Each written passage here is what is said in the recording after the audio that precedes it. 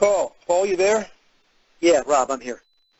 Okay, great. Okay, so I'm going to start literally right now. I'm just going to do a brief opening to the show, and then what I'll do is I'll dial Dr. Chomsky. I spoke with him briefly to confirm that we're on. Okay? Great. So, 3, 2, 1, and welcome to tonight's Rob Kall Bottom-Up Radio Show, WNJC 1360, and very exciting night. We've got two great guests on. Paul Hetznecker is an attorney who recently defended and negotiated the dismissal of the charges against Op-Ed News managing editor Cheryl Byron Wright. She was charged with conspiracy. What was the exact charge again, Paul?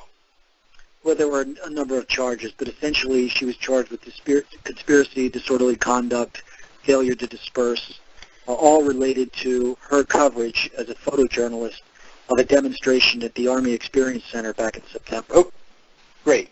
And the charges were dismissed just this past week. And our big guest tonight, not that you're not important, Paul, but is Dr. Noam Chomsky, and I'm very excited to have him. And the arrangement is that I call him and get him on the show, and that's what I'm going to do. So it's just going to take a moment, and then we're going to have him with us. So just give us one moment for me to do that.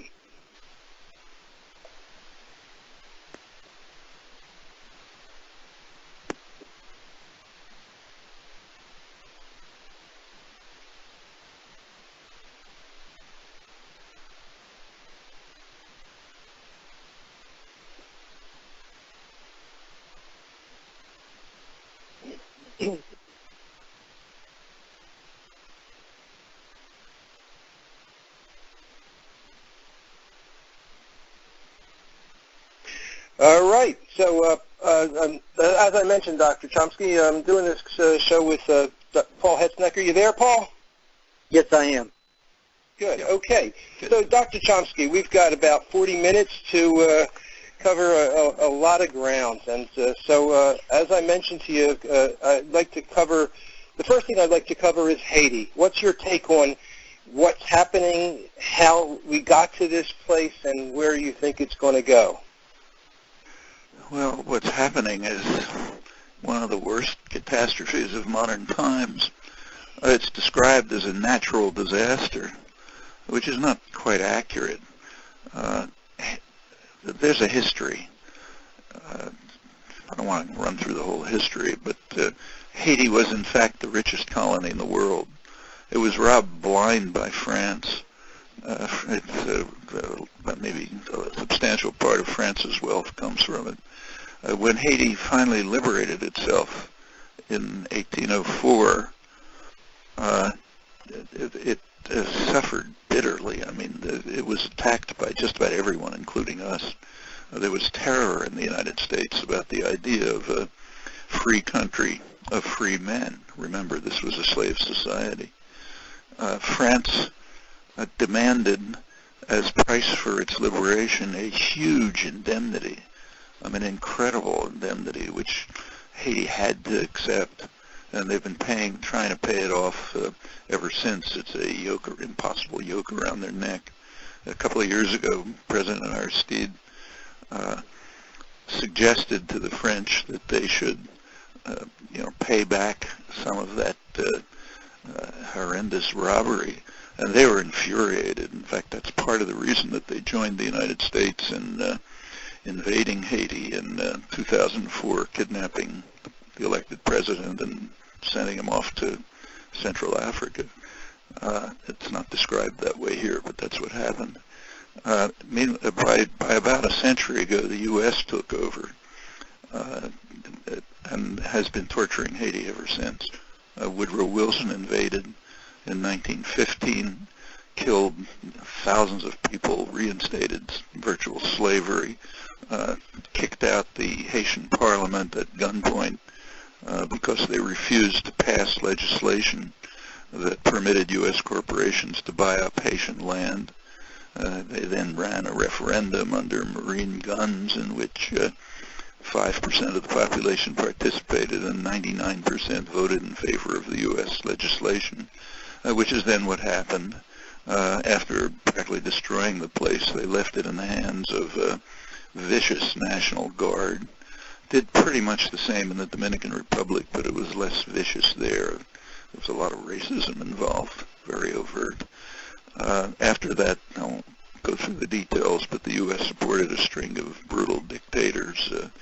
In the 1980s, there was a program to turn Haiti into what was called the Taiwan of the Caribbean, namely by destroying their agricultural system, driving the population into the towns, and getting them to work in U.S.-owned assembly plants, stitching baseballs and making garments under hideous conditions.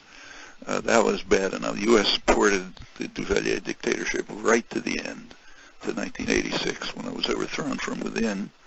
Haiti had its first free election ever in 1990, and to everyone's amazement, there had been so much grassroots organizing in the slums and the hills that they elected their own candidate, a radical priest, a liberation theology priest, Jean-Bertrand Aristide.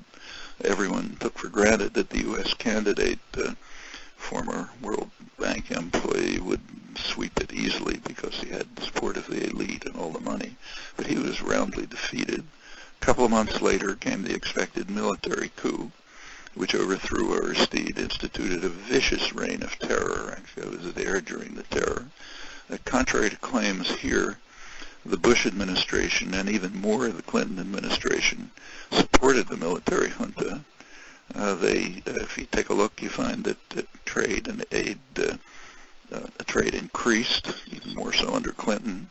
Both Bush and Clinton authorized the Texaco Oil Company to illegally ship oil to the junta in violation of presidential directives. Finally, when Clinton decided that the torture had been enough, he sent the Marines in to restore Aristide, but there was a condition. He imposed very harsh neoliberal conditions, which required Haiti to open itself up to free exports from the United States. Okay, that's guaranteed, and it was understood. USAID wrote about it at the time.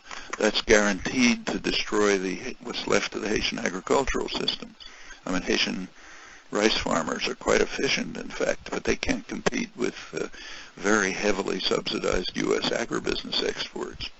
I mean, it reached levels of just indescribable savagery.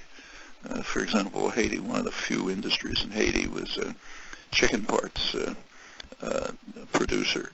Well, it turns out Americans don't like dark meat. So the big corporations like Tyson have a lot of extra dark meat on their hands. So they want to dump it. They tried to dump it on Canada and Mexico, but those countries have governments, and they simply blocked the dumping. Haiti, thanks to Clinton, couldn't do it. So they dumped it on Haiti and destroyed that little industry. And that's the way it continued. I mean, when Bush II came along, they canceled loans, international loans to Haiti on spurious grounds, which again, devastated. I mean, loans that were needed for elementary things, health, roads, so on. They stirred up some turmoil. There was a uprising based in the Dominican Republic in 2004. It could easily have been put down, except that the U.S. supported it. And then, as I mentioned, the U.S. and France moved in and spirited away the elected president. The U.S. has been trying to prevent him from returning to the hemisphere. Not everyone accepts that. So occasionally he's able to show up in Jamaica or something.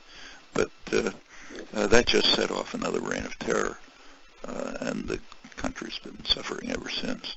So what we have is 2 centuries of robbery, brutality, murder, torture, mainly on the part of France and the United States. So it's not just a natural disaster. In fact, one of the steps that could be taken right at this minute is to relieve Haiti of its huge debt, which if you trace it back, just goes back to the indemnity. I mean, the United States was so frightened of Haiti that it refused to recognize it after liberation. The U.S. didn't recognize Haiti until 1862, same year it recognized Liberia, and for the same reason. The Emancipation Proclamation was going to free the slaves, and they wanted to get rid of them. So, we'll send them off to Haiti and Liberia, so they recognized the two countries. But then came a series of U.S. interventions, and culminating in the Wilson invasion, which was the worst, and its aftermath I've already described. So it's not just a natural disaster. We really owe them, and France owes them, huge reparations. How do you feel things are going since the earthquake in terms of the way the U.S. and other countries and the UN are operating? Well, a lot of countries are doing things. Probably the best is Cuba. If you listen to CNN the other day, they reported the one major functioning hospital, and well-functioning one is one that the Cubans are running. They've sent a lot of doctors. It's a small country, but they have very fine medical aid. The United States is sending aid. Other countries are sending some aid. I mean, yeah, that should be done. I mean, there should be a tremendous amount of aid, and a lot is needed for reconstruction. But what ought to be in the background is trying to find a way to allow Haitians to rebuild a viable society without the kinds of punishment and conditions that we've been imposing on them. And that's our responsibility, and France. It seems like the opportunity that presents itself is going to be embraced more by corporations and neoliberals rather than the opportunity to help uplift the Haitians. Just like Katrina and other disasters. I mean, the people with power move in and do what they can to enrich themselves. In fact, there was an article in the Washington Post, I think today or yesterday, about the rich elites who live up on the hills above Port-au-Prince. And it pointed out that they're doing quite fine. Right. And cruise ships are still stopping and dropping off their guests to sun and relax on their private beaches. Yeah. That's really sick. Yeah. So in moving on to another area, Obama's coming on the end of his the first year of his administration. I'd like you to comment on Obama and the role of progressives and the left in dealing with him and his administration and the Democrats in Congress. Well, a lot of progressives permitted themselves to be deluded. And I don't really think this is Obama's fault. I mean, I'm highly critical of his first year in office, but it's not that he promised anything else. If you go back to in fact, I wrote even before the primaries, just using his website, I wrote about it and said there's no reason to expect anything particular from this presidency if he wins. It was pretty clear. I mean, his slogans were kept purposely vague. It was hope and change. Hope for what? What change? I mean, there was very little that was specific. And the few things that were, mildly specific, like supporting Employee Free Choice Act, EFCA. I mean, nobody really expected he was going to push that through, and he dropped it like a hot potato. His primary funding came from the financial institutions. They preferred him to McCain. He was able to considerably outspend McCain, mainly because of their contributions, and they're getting paid off. I mean, they're doing fine. Take a look at that's leading to a lot of popular anger, but I don't think it's exactly focused correctly. The banks the big banks are bigger than ever. There's virtually no chance of any serious regulation coming. They've got record profits, huge bonuses. They have to kind of try to keep the bonuses from being too visible because it makes people too angry. Of course, they got a huge bailout, first from Bush and then from Obama. And yeah, that's what goes on. There was a stimulus, which was a good idea. I mean, the stimulus did save jobs, almost undoubtedly, but it was much too small. As many economists pointed out, including plenty in the mainstream, like Paul Krugman and Joseph Stiglitz, Nobel laureates, and many others. It was too small a stimulus. It hasn't overcome the job crisis, which persists. Recession is slightly, it's sort of technically ending, but that's going to leave the jobs crisis. The health care bill, the U.S. desperately needs health care reform. I mean, it has twice the per capita costs of other comparable countries and some of the worst outcomes. The expenses are rising so fast, they're going to overwhelm the federal budget unless this is curbed. And there are almost 50 million people without insurance. That's just unheard of in a civilized society. So yes, reform is badly needed, but the kind of reform that's being pursued is not going to, it'll cover more people if it passes, but it's not going to cut costs, and they've cut out the most popular parts. So for decades, the public has been in favor of a national health care system. Okay, that's not even on the table. But there was a public option. That's out now, all over the objections of the popular opinion is about 2-to-1 in favor of it. Same with the Medicare buy-in, strongly supported by public opinion, but out. This is all. It's kind of a giveaway to the insurance companies who are doing fine, who like it. They're happy to have broader coverage, makes more money for them, and as long as they're in charge, which they're going to be, and they're basically unregulated, costs will keep going up. One of the reasons the U.S. system is so costly, in fact, the primary reason, is it's the only industrial society which has an unregulated private healthcare system, virtually unregulated. And that leads to huge expenses, administrative costs, bureaucracy, bookkeeping, and profit-making, advertising, and so on. You don't have that in other industrial societies. But that's all staying, probably getting even greater. In fact, as far back as last August, there was a cover story in Business Week, front page cover, describing how the insurance companies are exulting because they've won. That was August. Of course, they never win enough, so they kept trying for more. Furthermore, the U.S. is the only country, I think, in which the government is blocked by law from negotiating drug prices with pharmaceutical industries. Well, not surprisingly, drug prices are far higher than they are in comparable countries. Obama went along with that over the objections of about 85% of the population. So, I presume the health care reform will be, if it passes, would be sort of better than the monstrosity that we have now, which is going to be catastrophic if it continues, but it's certainly not what should be done. And you can say the same on other fronts.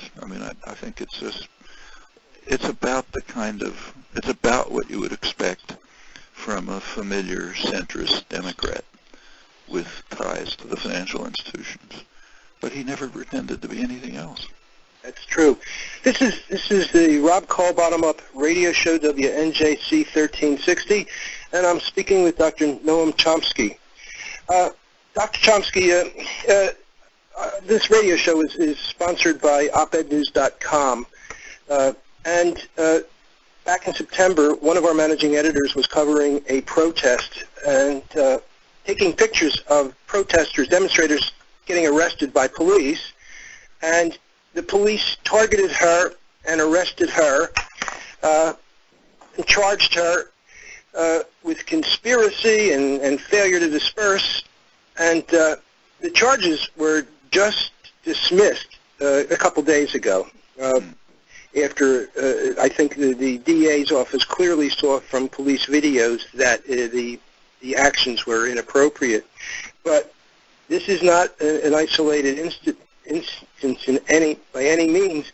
What's your take on the media nowadays, the effect of the police on the media, the responsibility of the media to cover things?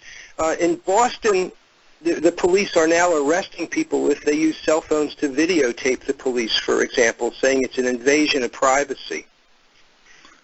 Yeah, that I hadn't seen, but yeah, the media ought to expose these things. I mean, look, it's not new. In fact, my own judgment is things are better than they were in the past. And it's not specific to the United States. It's comparable or worse in other similar societies. But it shouldn't be allowed to go on. And it is the job of media and citizens organizations to try to curb such practices. Of course, they don't do it much, but they should. Sometimes they do. There is sometimes good investigative reporting. Out of that experience as the publisher and for that reporter who was arrested, I came to see arrests, protesters getting arrested, as an important element in the way things get changed in this country. Martin Luther King and the Freedom Riders, they used civil disobedience to move civil rights forward. Recently, Dennis Kucinich has talked about health care as a human right, and we're facing a Congress and a presidency that is unaccountable. And it seems to me that engaging in civil disobedience is one of the things that really is going to be the way that people are going to make changes happen. Now, you've talked about how if people are silent when they're facing wrongs, they're really helping the wrong. So what do you think about civil disobedience? What do you think about protesters getting arrested?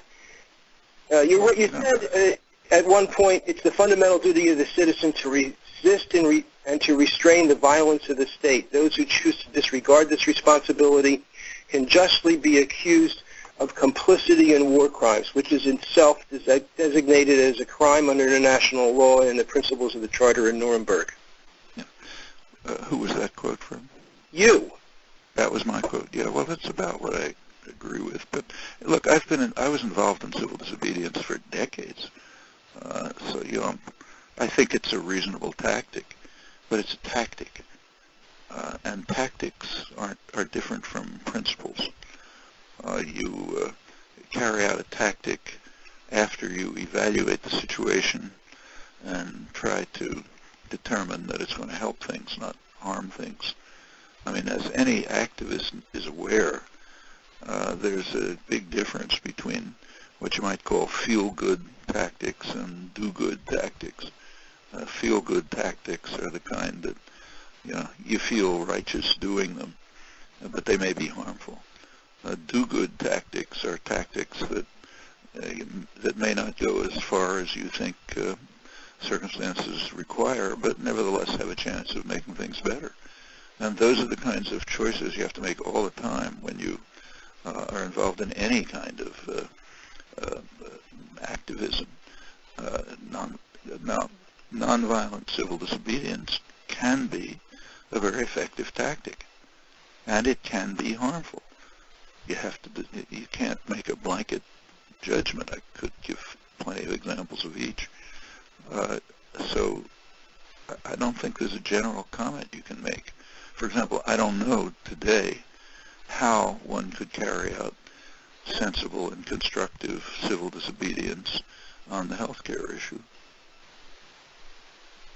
I think what's needed is something else, real educational programs to help get the population understand what the reasons are why sensible health care can't go through.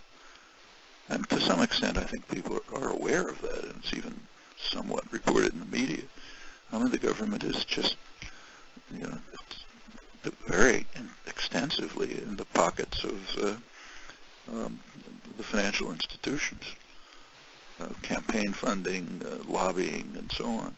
That's barely hidden. And that's a real serious defect. I mean, defect's too weak a word in American democracy. Makes it dysfunctional. Absolutely.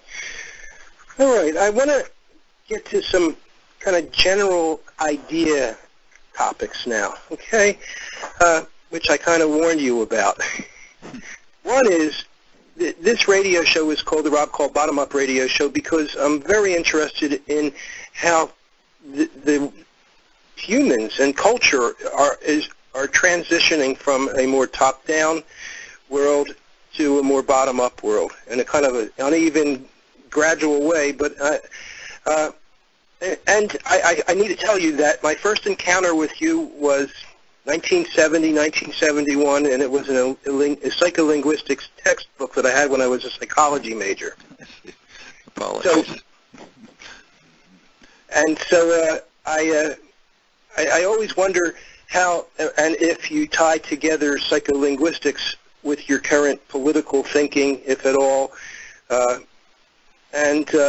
a general question about the transition from top down to bottom up and psycholinguistics. Anything you want to say about any of those?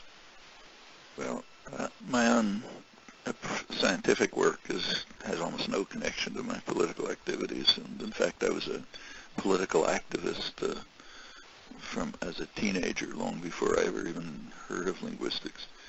So it's a separate life. I mean, the fact that no person. I do try to devote time to and energy to topics that I find intellectually challenging and exciting, teaching us something about the nature of humans and so on. And there's a kind of a loose connection of that to political activism, but nothing very significant. I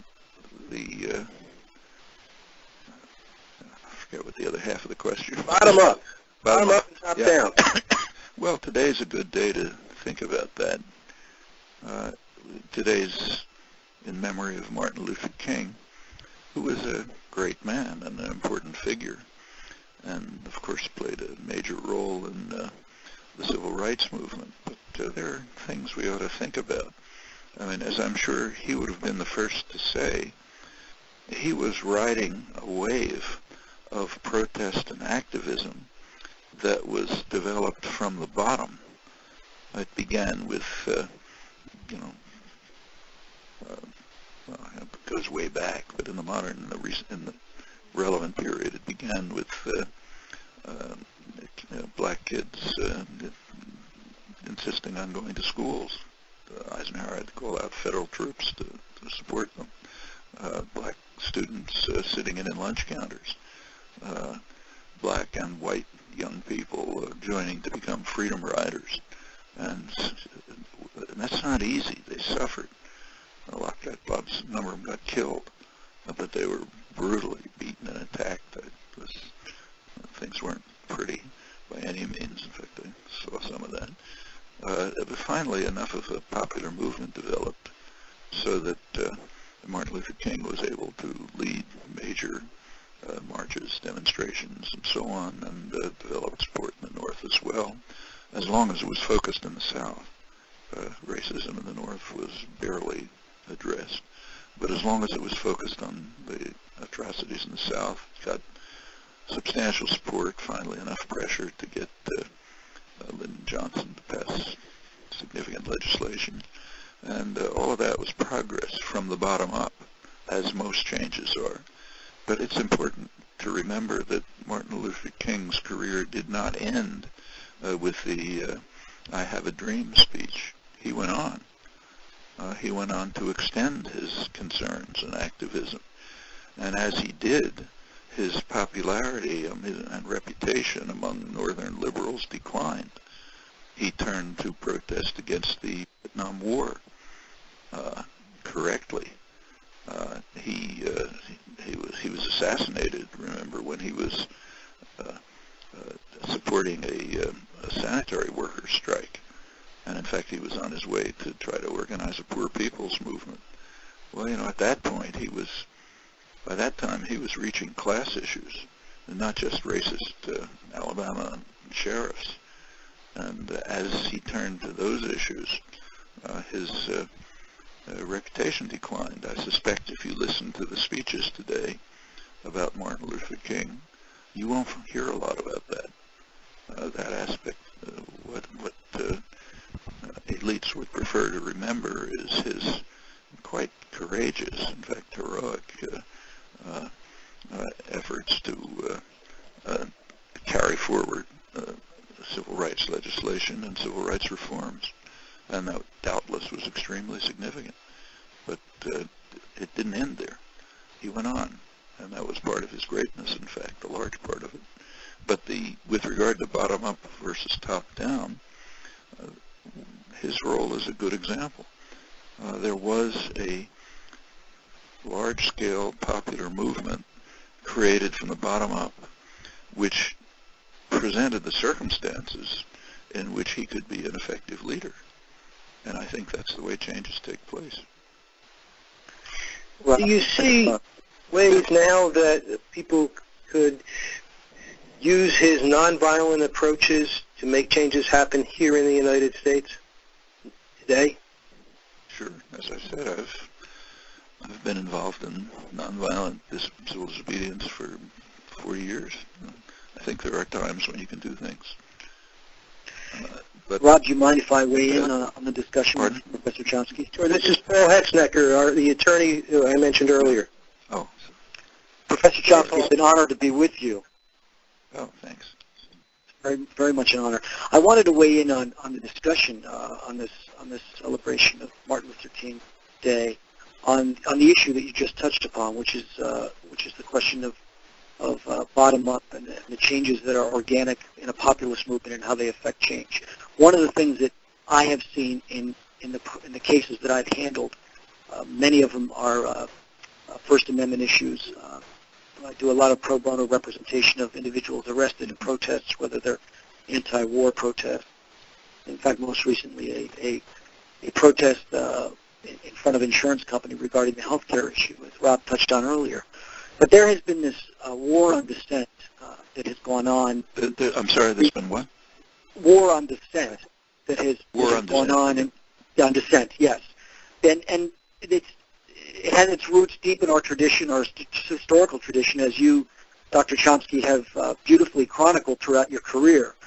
But most recently, what's happened is there has been a development since the Seattle protests in 1999 and really emerged its ugly head in the Republican National Convention of 2000, whereby there was a whole series of techniques utilized by federal and local authorities to undermine the protests that were generated against the Republican National Convention conventioneers in 2000. And some of the things that were done have been done repeatedly over and over again, and it seems to be, I don't think it seems, it clearly is a pattern that has developed, and that is the federal government in conjunction with local authorities have set forth a certain protocol that is, there is in advance of a major event like the G20 summit recently in September in Pittsburgh, or the Republican or Democratic National Conventions last year in 2004 and of course in 2000.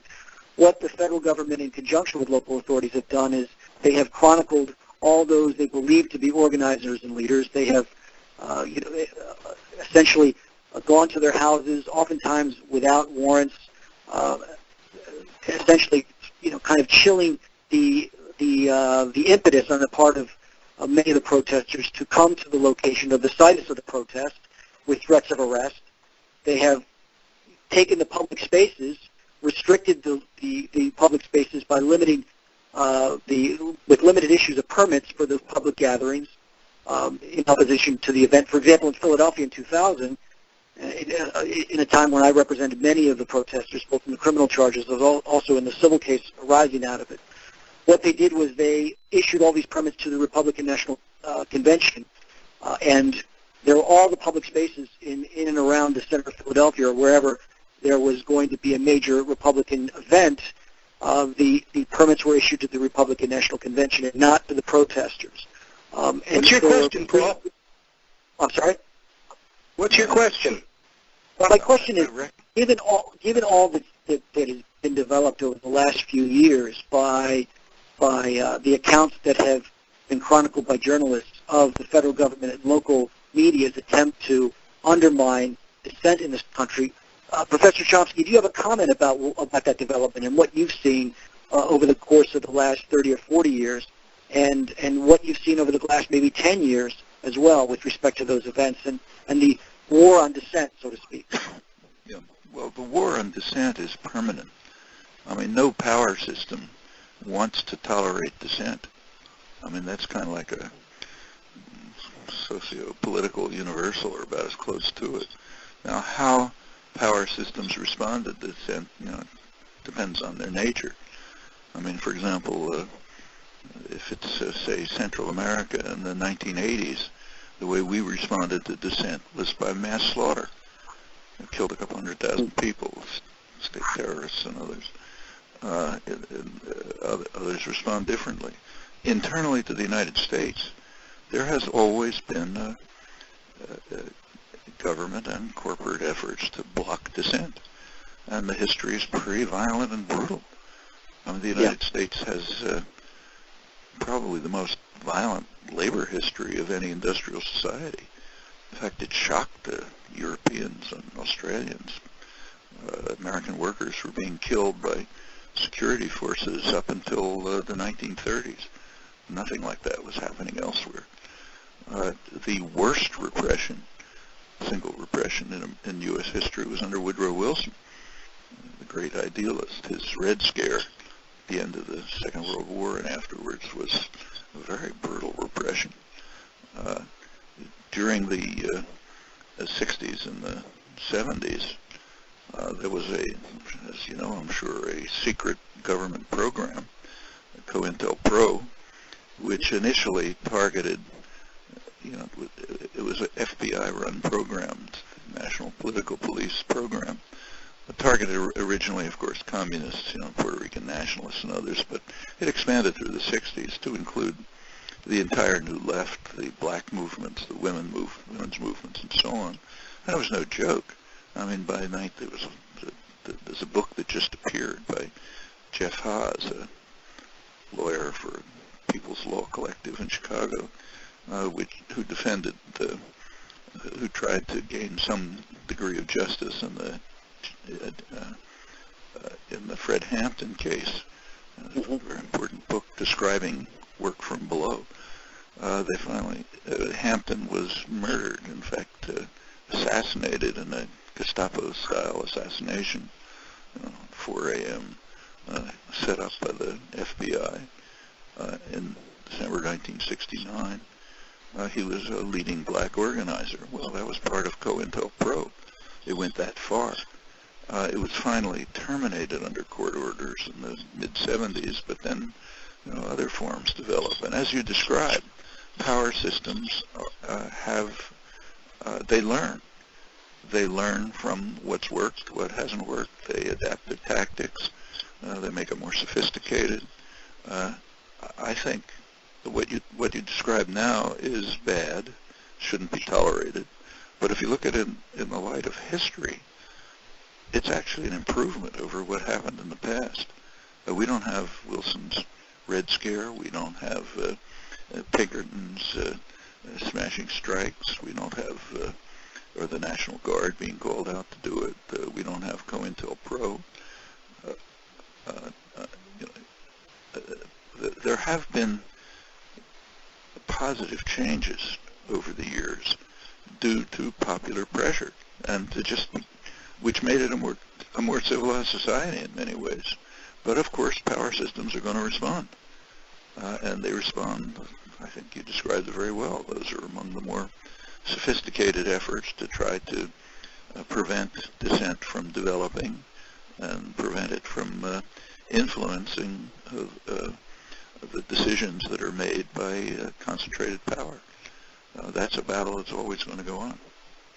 It's interesting because a week or two ago I interviewed Will Potter he does a website, Green is the New Red, because ecology is where it seems that justice is being lost, where ecological protesters are being labeled and prosecuted as terrorists, and that's where it seems that the balance has changed a little bit. One more question for you, because on that comment, I mean, whatever one thinks about, say, Earth First and so on, can there be greater terrorism than what is being carried out now quite publicly and proudly by the American Petroleum Institute, the Chamber of Commerce, and others, who are carrying out major campaigns to ensure that there won't be any significant legislation to affect an impending environmental catastrophe. In fact, their propaganda campaigns have been so successful that by now barely a third of the population even thinks that humans are human action has a role in global warming. Well, that's kind of like a death sentence for the species, and they know it. But short-term profit overwhelms the concern that their grandchildren may not have a decent world to live in. Maybe the right word isn't terrorism, but I don't know what it is. But whatever it is, it far outweighs the crimes, real or alleged, committed by environmental protesters. Okay, so to wrap, I'd like to get an idea of who some of your heroes are, the living people who are making a difference now, who you respect the most. Can you talk a little bit about that? People like the ones I mentioned, the SNCC workers in the South, or indigenous people in Bolivia, who the most repressed population in the hemisphere, and this is the poorest country in South America, who managed to create a popular movement strong enough so that they actually had genuine elections. I mean, not our kind, genuine elections in which the population participated. They elected someone from their own ranks. They knew the issues. They were important issues, control of resources, cultural rights, important in a multicultural society, and so on.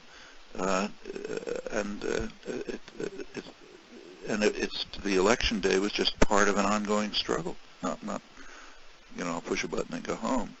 Okay, that's real functioning democracy. I don't even know their names, but the people who did it, they should be honored, at least by anybody who believes in democracy. But and there are many others like them. I mean, we've started talking about Haiti. I mean, take the Haitian peasants and slum dwellers in the most miserable country in the hemisphere. The poverty is indescribable, who have been struggling for years to try to create a functioning democratic society against tremendous odds, not just the wealthy elites in the military, but us too. Well, that's heroic. Or, I could give you plenty of other cases, like in downtown. I live in Boston, suburbs of Boston. In downtown Boston, there's a wonderful group that's been functioning, I think, 30, 40 years, which organizes in the poor areas, immigrant, poor, black areas, and has been doing, really wonderful things that for health, education, justice, that really not only help people, but provide one of the kind of constituent elements of a potentially much more just society. And you find things like that all over the place. I think those are the people who should be honored. Kind of a bottom-up approach to heroism. Yeah. So you mentioned one thing, elections. There's an election happening tomorrow in Massachusetts. We've covered in opednews.com, which I publish literally over 10,000 articles on election issues, on election integrity. You have much thought about the that whole idea of the reliability and trustworthiness of elections and voting and the whole area of voting? Well, if you mean electoral fraud, it exists, but I think it's peripheral. I mean, a much more serious issue than electoral fraud is the role of concentrated private capital in simply purchasing elections. I mean, a very good predictor of electoral victory, not 100%, but a very good predictor is who spends most. The Obama election was a case in point. And furthermore, it's pretty well, there's very good research. Tom Ferguson at UMass is the person who's done the best work on this, showing that the policies followed by those who are elected tend very strongly to reflect the interests of the concentration of investment in getting them into office, which is overwhelmingly corporate contributions. I mean, that's a lot more serious than electoral fraud. In the election tomorrow, personally, I happen to think it's a very important election. I'm not a great enthusiast for the Obama Democrats, as you heard, but nevertheless, I think that in comparison with the alternative, they just have to be supported. I mean, the alternative is extremely dangerous and ominous, in my opinion. So in spite of... So I vote for Coakley. You'd vote for Coakley. Okay. Well, I promised to keep this interview to 40 minutes. You've been wonderful. Thank you so much. I have one last closing question, just a detail. You mentioned a book by Jeff Haas about Fred Hampton. What's the name of the book? Oh, gosh. I have it here somewhere. I'm sorry, I don't remember. But it should be easy to find. He's a lawyer from the People's Collective in Chicago, which worked on the Hampton case from the very beginning until they... How do you spell his name? H-A-A-S. Okay, we'll dig it up. Yeah. We'll put it into the transcript. Yeah, it's first-rate book. Yeah. Thanks so much. Okay. Good to talk to you. Yeah. Okay, bye. Bye. Okay, so Paul. Yes, Rob. Now, conversation. It was a wonderful interview. Great question. You did a great job there. Thank you. The best thing. The war on dissent is permanent. No power system wants to tolerate dissent. Absolutely. Those in my quote collection. Yeah, it's wonderful, and I think the whole body of his work, which focuses on, in good measure, the marginalizing of political challenges to power, I think is a wonderful theme, especially on Martin Luther King's birthday, or the celebration of Martin Luther King's birthday. And I think the written press publications, as well as the discourse on the street, which has been infringed upon by those in power over the last 2 centuries in this country, find their challenges, I think, most beautifully and articulately measured by people like Noam Chomsky. I think it's a great tribute to him and both to you and him to have this discussion on today, the day that celebrates Martin Luther King's birthday. So I'm honored to be a part of it. Well, it's a pleasure to have you, and one of the reasons you're on is because we were having a conversation about the dismissal of charges against Cheryl Byron Wright, and I was hoping that you could talk a little bit about what happened there and share it with our listeners.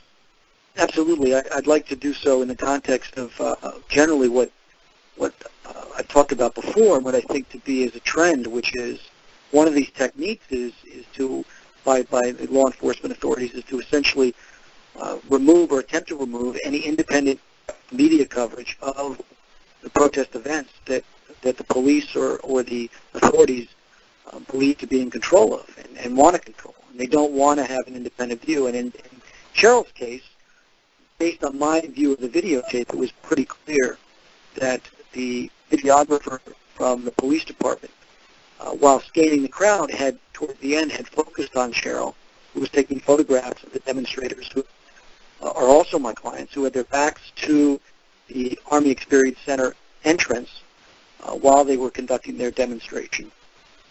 And that once they were being arrested, the authorities were directed over to where Cheryl was standing with the rest of the crowd while she was taking photographs. And so it was pretty clear, as you said earlier in the show, she was targeted, and I don't think there's any question about that based on the review of the video. I certainly am heartened and pleased that the DA's office decided to drop the charges in this case. I think dismissal of the charges is absolutely the most appropriate action on their part in this case. And of course, we will proceed forward with the defense with respect to the others charged. But I want to talk a little bit about it, and you've raised this before, and I want to talk about this because I think it's an important point, especially given the wonderful work that Op-Ed News is doing on a regular basis, and that is the threat to journalists in these contexts. And doing a survey of what's happened over the course of the last few years, I think it's important to note some of the things that have occurred at large demonstrations that infringe upon the right of the press to independently document the events as they unfold. I mentioned earlier that in Pittsburgh in September, in protests against the G20 summit, journalists were arrested. In fact, at the University of Pittsburgh, it was documented that there were several student journalists that were rounded up in conjunction with other protesters and were arrested despite the fact that they had identified themselves as journalists. Likewise, in the Democratic National Convention in Denver, several journalists were arrested in 2008, and most notably in the Republican National Convention at Minneapolis-St. Paul, where Amy Goodman and her crew were subjects of an arrest, a false arrest by the authorities there.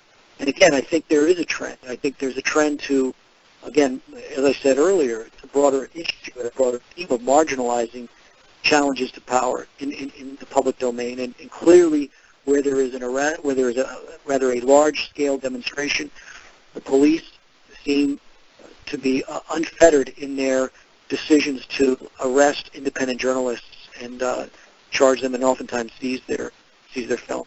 And that's a very, very. What do you think? What do you think about what's happening up in Boston and other locations where police are arresting people who are documenting what the police are doing using video recording functions of cell phones, and they're making the excuse that the sound part is being recorded without their permission, and that violates a law of recording conversations? Well, that's a very interesting. I had not seen that, but it's a very interesting development.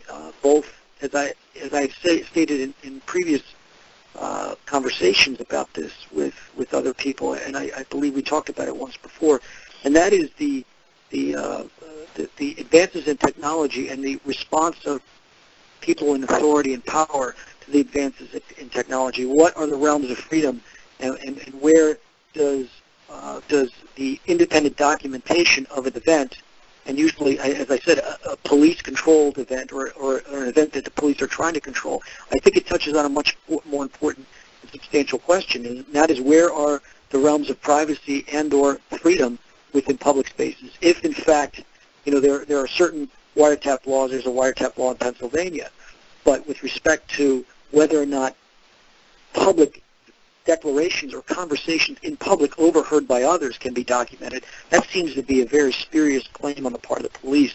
If in fact they're in a public space and they're having discussions, whether they be strategic or otherwise, and maybe often, it's conversations which are detrimental to their public positions, whether those should be considered public conversations or private conversations. They're not even necessarily conversations.